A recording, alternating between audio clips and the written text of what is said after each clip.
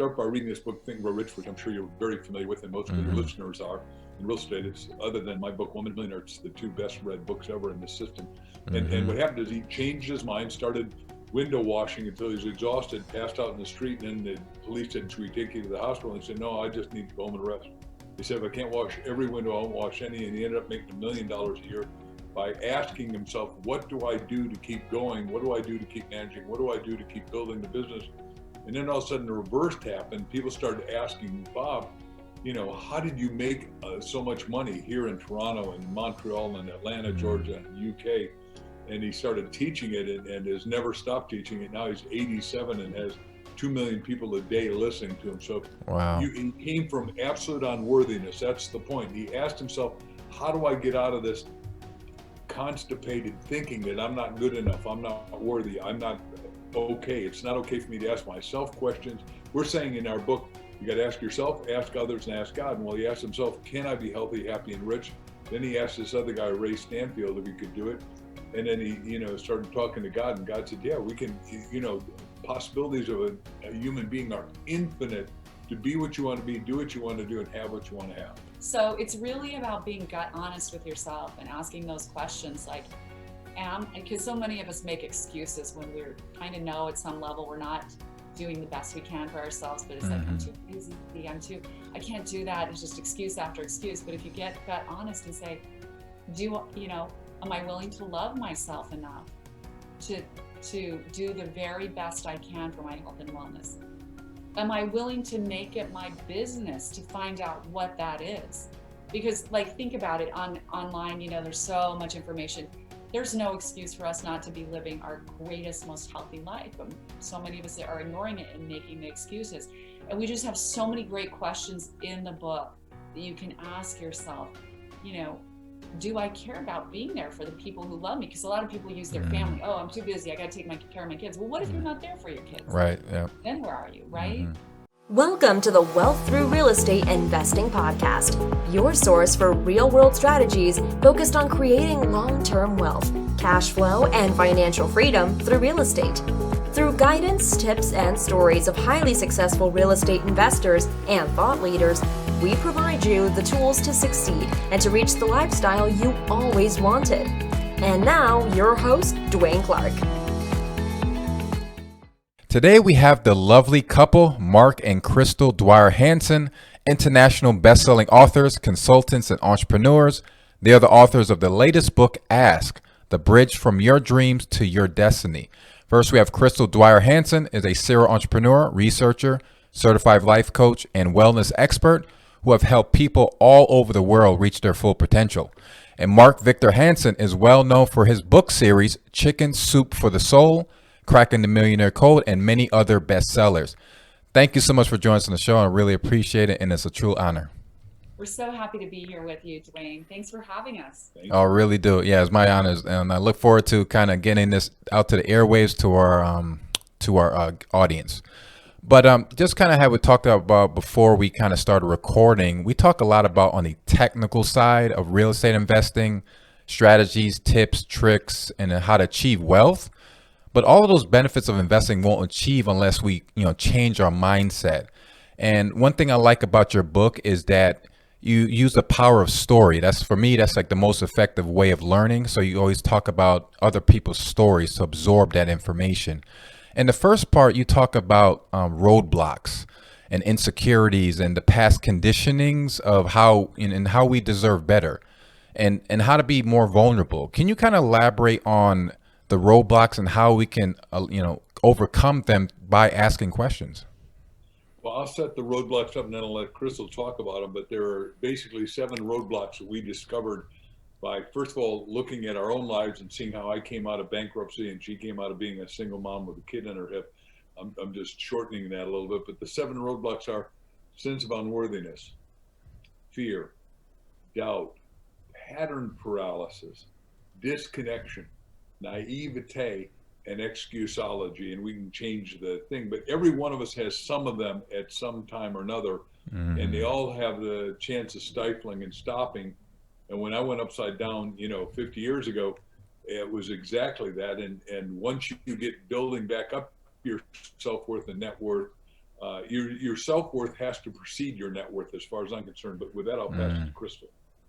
Well, I'll just add to that, Dwayne. So, we all come into this world as children, just these beautiful little uncorrupted human beings, right? And we're uncorrupted in our ability to ask for everything. We're wildly curious. We want to know who, what, when, where, why, how, right?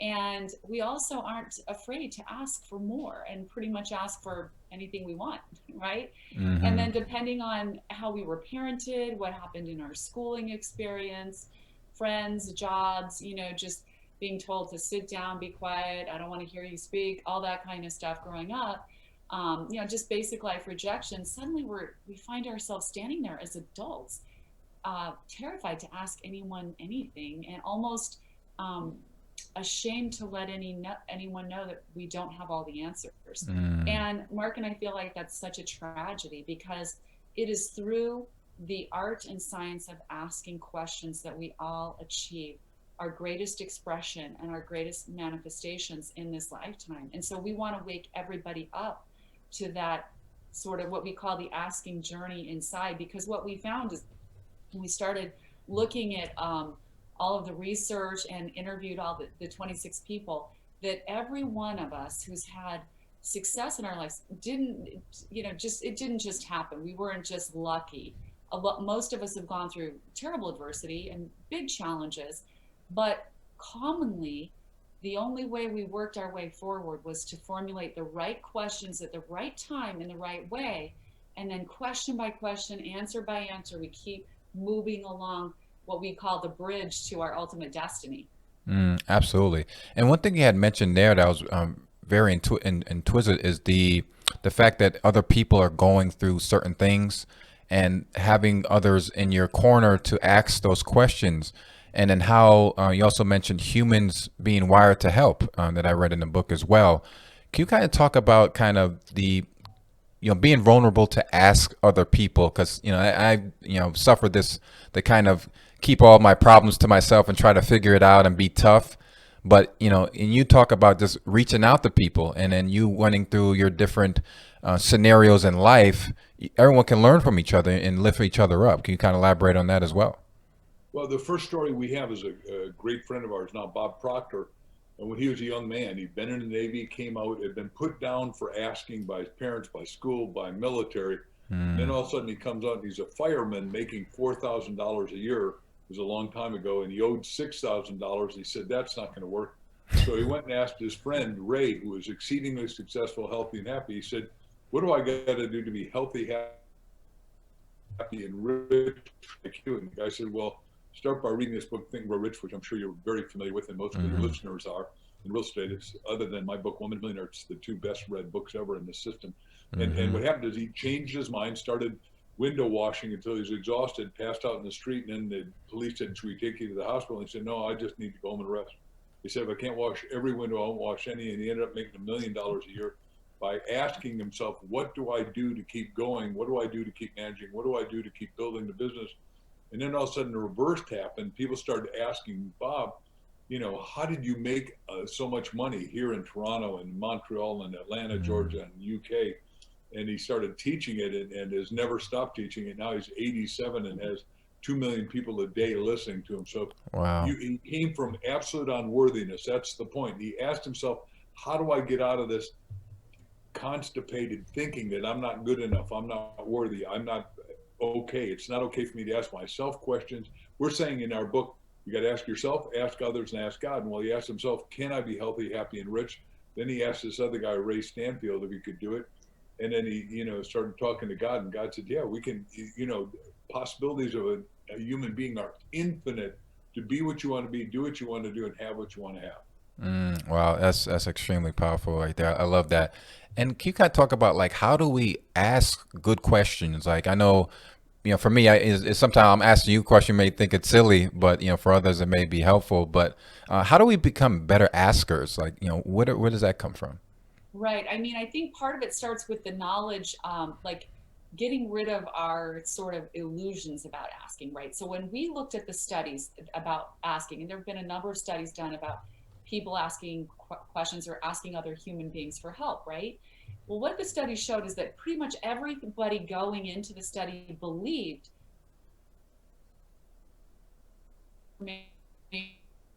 advice or something, they would be perceived as being stupid, ignorant, uninformed, or kind of pushy and obnoxious, right? Because you're asking for something. The study showed that it's actually the opposite, that if you're willing to just put yourself out there and ask somebody for help, assistance, advice, or information, that you have an 80% more likely chance of getting that answer, that question answered. That human beings are wired to help one another, but we don't do it unless we're asked, because we don't want to impose our help on someone. So the act of asking is so important, to remember that, you've got to do it. You've got to step out there and ask. No one's going to do it for you. And when you do, you are likely to get your request granted. And even if it's not the first person you ask, it will be the second or third or a 10th person. So never give up on asking. And the other thing we say is, don't take it personally. If someone can't help you in that moment, or, they might just be having a bad day, or they might, something might have just happened to them. And so all of us as human beings are a little narcissistic. We think everything's about us, like, oh, they hate me, or I'm so, and it's really not. It's always about the person, themselves. Like, you don't know what's going on inside of them. Maybe they just, whatever it is, they can't help you. But don't let that affect who you are inside. Keep asking, keep, taking that asking journey. The other part of this asking other people, that part of the studies that we studied, were becoming a better asker in business and relationships. So what the studies found was that those people who ask more questions of, like, your colleagues in business or your relationship partners, if you ask better, deeper, and probing questions, that you will be perceived in a business relationship or a personal relationship to be more likable and more trustworthy. And if you think about that, Dwaine, it makes a lot of sense, because often we go into business and relationships trying to sell ourselves, right? Exactly. We're like, here I am, and here's why you should do business with me, and this is why I'm so great, this is why my product's so great. And if we just take the time to ask the person with whom we want to do business or have a relationship about them, what are they looking for, and really care. What are you looking for, in this business relationship? If I'm talking to a company, and we have these great stories in the book about, going into companies and asking the right questions. Don't just sell yourself. Find out who you're working with. Ask them the questions. What are your biggest pain points? If I could solve them for you, what would that look like to you specifically? What departments in your company are the most resistant to change? All of these things. And so the people who ask the most questions are perceived to be the most likable, and also in the dating situations, most likely to get a second date. Well, we got to definitely get that message out there for the single folks. Awesome. Yeah, that's great. And one thing I wanted to also ask you, Crystal, as well, you being the expert in the field of fitness and vitality, one thing I found very intriguing was kind of asking and being honest with your self-assessment and yourself, and how to be happy. Can you kind of talk about the importance of being honest about your health? Because I think, the part of, being wealthy is health, vitality and family and spiritual, a whole bunch of stuff that you cover in the book. But health is definitely a huge importance of that. It is so important, because none of us can have great relationships, honestly, or be great in business if we're not healthy, right? So it's really about being gut honest with yourself and asking those questions, like, because so many of us make excuses when we're kind of know at some level we're not doing the best we can for ourselves, but it's like, I'm too busy, I can't do that. It's just excuse after excuse. But if you get gut honest and say, am I willing to love myself enough to do the very best I can for my health and wellness? Am I willing to make it my business to find out what that is? Because, like, think about it, online, there's so much information. There's no excuse for us not to be living our greatest, most healthy life. But so many of us are ignoring it and making the excuses. And we just have so many great questions in the book that you can ask yourself, do I care about being there for the people who love me? Because a lot of people use their family. Oh, I'm too busy, I got to take care of my kids. Well, what if you're not there for your kids? Right. Yeah. Then where are you? Right. Absolutely. Yeah, 100%. Yeah, that's the biggest thing, because we all say we want that, but then it's like, if we're not there to actually be there for the kids or the family, what's the point of that? And that leads to a great story that I was leaning on the next question from Mark on the business side. You had a story of Ken McElroy on his real estate business, and how he decided that, I wanted to become a millionaire, and 5, 10, 15-year plan. And he had made a decision, of his work hours and how he was going to achieve that. Can you kind of elaborate on asking the right questions in your business life, and how you can be able to kind of achieve wealth in a material sense? The future. Yeah, well, Ken is our neighbor and our friend, and now let me do the end and then go back to the beginning. He now owns in his company 10,000 properties in 3 states, so he is bountifully successful in your industry. But when he began, his father, and we write about it in our book, of course, but his father was a contractor with no education, and fixed all the stuff for Boeing Airlines, and he started doing all the rehab on their buildings and learned it. And then a guy comes along and says, well, you're going to college and you don't have any money. Why don't you just manage some of my real estate buildings? He started managing, and he started going through the hierarchy, and he ended up having hundreds and hundreds of people working for him. And one day he is sitting at lunch with the owner of this great company, and one of his friends comes along and said, boy, Ken is just doing a great job. And the president of the company said, he ain't doing crap. And Ken was just so incensed. He's running this business for him and doesn't see this guy doesn't have any respect for him. So that day he decided to quit. He knew where the real estate was. He knew what it took to management. He knew what the paperwork was. And all he had to do is find investors. And that's still what he does today. He finds investors to do properties. And then he also has his own podcast, as you probably know. And he is just we've been on his podcast, and we've been on lots of meals with Ken. I just think the world of him. But he just shows what one individual with self-determination to action can not only get the first property, but then multi-properties, and then as many properties as you want. And now he is, as you may know, here in Arizona, the crush of people come from California, just like where you're going in Florida, has been so great that we're out of houses. The number I just read was 1 million short here of people driving, the driving force, and he is trying as fast as he can to build. Now the slowdown is not his people, but our wonderful permitting system. Exactly. So, and one thing about Ken, about you too, is about how much stuff you get done. I'm just so impressed by like the amount of books and products, and of course just helping so many people around the world. Can you kind of talk about like focus, and how you've been able to crank out so much content and information that helps so many people around the world? Well, thank you for that. I've sold 500 million books, written 312 books. By the end of the year, we'll be up to 318 books. And what happens is we just decide what is needed. And we had no idea when we decided to write Ask what was going to happen to it. Ask, the bridge from your dreams to your destiny, which is the most transformative book ever. My goal was always to sell 1 billion books. And as you know, I had 144 publishers turned on Jack Canfield, myself. They all actually said, hit the road, Jack. And I said, but I'm going anyhow, the principle is the principle. And we just hung in there because we knew that when we talked to these audiences, about 250,000 people each year, they give us standing ovations for these great talks. So we knew that it would work. And no publisher saw it, because what I had done is I in my wisdom, if you call it that, I knew how to write. So I interviewed the 101 best-selling fiction and nonfiction authors and asked them, how did you market? Not how do you write. I think I knew how to write since I was 16, but that's my opinion. That seemed to be working. And they all had different answers. So I wrote this wild of a business plan and said, in my lifetime, I'll sell 1 billion books. Well, if you were a publisher, and I can't blame Random House or Simon & Schuster or any of the big guys, all of which I'm with now. It's interesting. Yeah, right now they want you back. Yeah, I'm productive and prolific. But the fact that they turned me down, because they looked at that and they go, nobody's ever sold 1 billion books. What may it make you think? And I'm halfway to goal, and I'm going to live to be 127 options for renewal, so I'm convinced I'll make it. But it's fascinating. We were on the show, and we're on the show they booked it a minute ago, because we became #1 Amazon yesterday. There's an Amazon bestseller list, a guy, lovely man named Mark Devereaux. You know, the first thing he said to me is, he says, you are the Roger Bannister of books. Do you know that name, Dwaine? Roger Bannister? Yeah, I heard of that, yes. First, 4-minute mile, and before he ran a 4-minute mile. He was a medical doctor. Your heart had bunts out of your chest. You can't run that fast. Next week, 119 people did, because they broke through the barrier.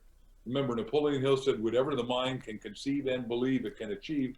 Well, I conceive these books. We conceive them, and answer your question.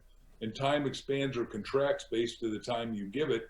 And we believe that we could have created, are creating, and will continue to create massively transformative products, because we want to talk about products that are unique, transformative to the reader, and inevitable to making their life a success. Because you say, well, what does it cost? Well, the book now, it's counterintuitive. I got to tell you that our book price just went down on Amazon. The more you sell, the lower the price, so they make more sell, which is the opposite. And if your book sells slow, they raise.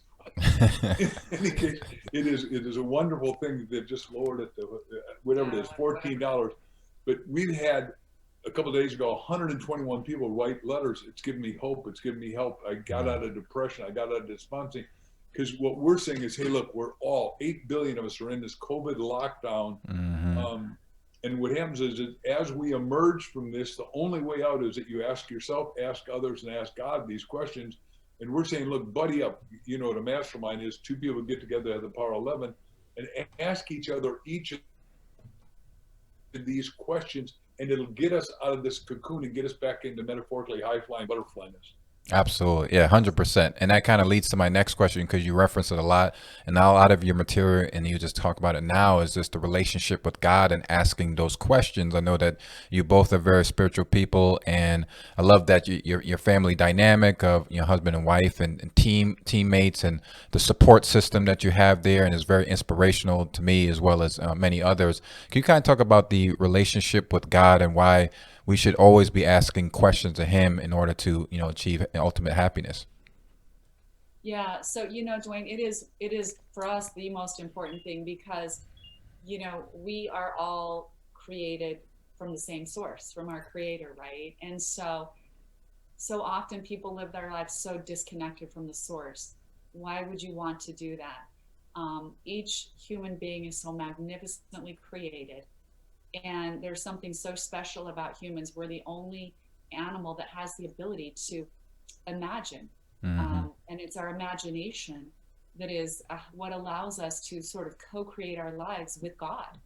And it's sort of that imagination and kind of our right brain that allows us to experience sort of that quiet oneness with God, where we're out of our analytical brain and we can go into that sort of faith and trust and intuition. So we feed ourselves from the source. And so there's nothing more important to Mark and me than sitting down every morning. We have this sort of prayer meditation time. We try to spend an hour a day doing that. If we can't spend a full hour, but we have prayer meditation. We talk about our life and our intentions, and then ask a lot of questions. Are we on track? Are our priorities in alignment, with who we are? And then just really, asking God to help us become the greatest expression for which we were made, whatever that is. It has our own unique, great expression, and that's the important thing, is to really tune into that and tune into the divine creative being that we are, and become, it's achieving that oneness with God. And Jesus talked about it all the time. If we just look at those words, Jesus said, you can do greater things than I've done. I mean, think about that. What does that mean? We don't really think about what that means. Everything he claimed for himself, he claimed for us, which is all part of that oneness, but we need to spend time asking and, in that sort of community with God. Absolutely, 100%. Yeah, very well said. And I always ask this part into the interview as a kind of like my last question. You kind of answered in a way, but like I said, I'm extremely grateful to have you guys on the show. But I always ask our guests, what are you most grateful for? I'm most grateful for a loving, wise, beautiful, wonderful wife that allows me. Oh, you had to say that, huh? I was just joking. Otherwise, I get beat up. And then the point is that our goal here is to fulfill each other's potential. But the point is to ask the Bridge from Dreams destiny. We've now made it our destiny to help everybody else get to their destiny. and that includes all 8 billion people. So if we do that, we can really make the world work for 100% of humanity. I understand that's a way bigger answer than you asked for, but it's what I'm grateful for. Oh, 100%. Yeah. Thank you so much. I really appreciate it. And finally, the book Ask is out, international bestseller, The Bridge from Your Dreams to Your Destiny. And also we'll make sure to have all of your contact information in the show notes. But, and of course, anyone can find you. It's just easy to just Google your name. But is there any other contact information that you'll be honored to share with us as well? Yeah, I mean, we'd just love for you to connect on our social media. I'm Crystal Dwyer Hansen on Facebook, Twitter, Instagram, all the above, and YouTube, and then Mark Victor Hansen, of course, right? So yeah, please reach out to us. I mean, we feel like the world is stronger and better if we stay connected, and I try to answer messages and really help people with their journey. So yeah, we want the best for everyone. And when you get a copy of the book, probably at Amazon or B&N or wherever you get it, or an independent bookstore, go to askthebookclub.com and join us. It's free. We want everyone to become what we're calling now a master asker. And like you just said, because of podcasting and because of this COVID lockdown, we have literally become famous around the world and done podcasts in one day everywhere from America to Canada to Israel to Africa to finishing up in Australia or Vietnam, which, you go, holy cow, 10 It's amazing, right? Listening at one time. Oh, wow. Yeah, I'm really appreciate it because, like I said, just from a growing podcast from us, we reach a lot of business owners and investors and alike, and just having to be able to have the opportunity to talk to you and people can hear your story and just be inspired, even if it's just one person. So for me, it's truly a privilege to have you on as an opportunity here. So really, thank you so much again. Thank Totally you, thankful. Dwaine. Thank you. Totally All the best to enjoyed you and to you and your family, and look forward to connecting with you again soon. it. Sounds great. Thank All right. you. Take care, my friends.